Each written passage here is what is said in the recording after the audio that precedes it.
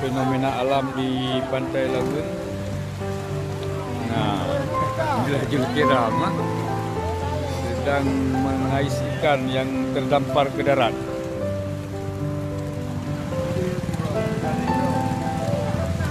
Semua masyarakat terjun ke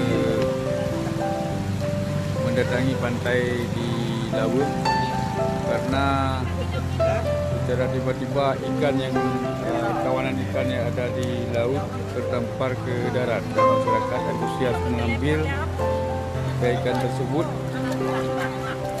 dengan porsi yang banyak.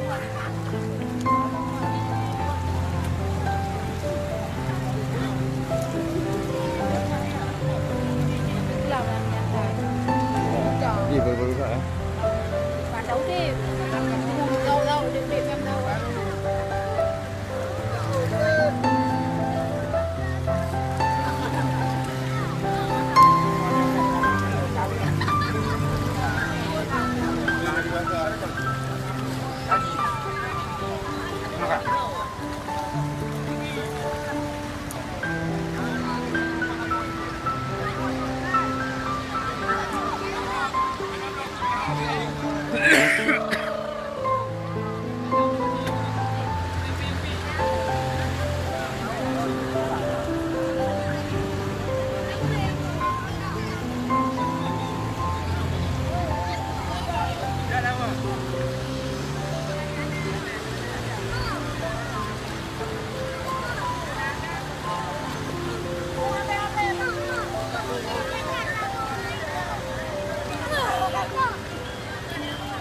Apa dia tu dia?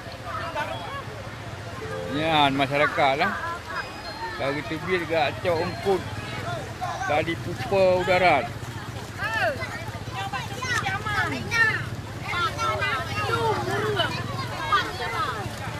Hai dia yang gay kacau.